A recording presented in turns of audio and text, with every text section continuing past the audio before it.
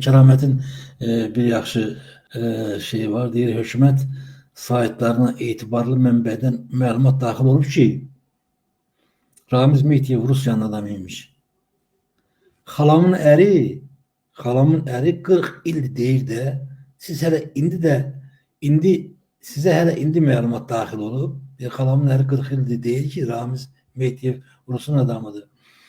Hükümet evvel bizi acından öldürürdü, indi de gülmekten öldürecek. Kerametin siz yani yumoru bir şeydi. Ki yani hükümetin göreceği işleri var. Evet. Deməli, Kulu Məhərrəmlinin, siz tanıyırsınız da, bir Kulu Məhərrəmli var idi. Biraz daha evveller Türkiye'de işləyirdi. Yani indi de bu ölkədə nə qədər bu şərəfsiz jurnalistlər var, hamısı bunun elinden çıxır. Deməli, bu ne yazır? Güya ki, ağıllı bir status yazıb bu Kulu Məhərrəmli. Yani özünü göstermek istiyor ki ben de varım da. Deyir, tarixdən ibrət dərsi almaq Azərbaycanın gələcəyi və dövlət quruculuğu naminə Ramiz Mehdiyev kimi ilginç figurların incəliyinə kimi ifşası çok önemlidir.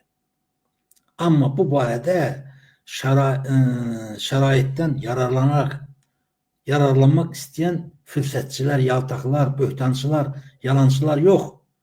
Ciddi adamlar danışmalıdır. Bu baxımdan Həsən Həsənovun yanaşması çox maraqlıdır. Güya Həsən Həsənov çox ciddi adamdır. Bu dələduzun biri də yadınızdadır da, bu İlham Əliyevin 5 milyon dolar məsələsi, o Topal'la bağlı kumarda həmin o Yövri oteldə verən, indi gör nə deyir. Güya ki bunu Həsən Həsənov deyir. Ramiz Mehdiyev anadan gəlmə riyakar idi. Həsən Həsənov kim idi be? Dalla yazır. Yine Həsən Həsənov deyir. Ramiz Mehdiyevi mərkəzi komitədən Vəzirov qovdu. Bilmirsən niyə qovdu Vəzirov?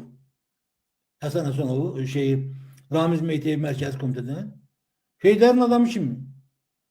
İndi bugün Heydərin oğlu onu Heydərin düşməni kimi həbs eləmək, həbs edir.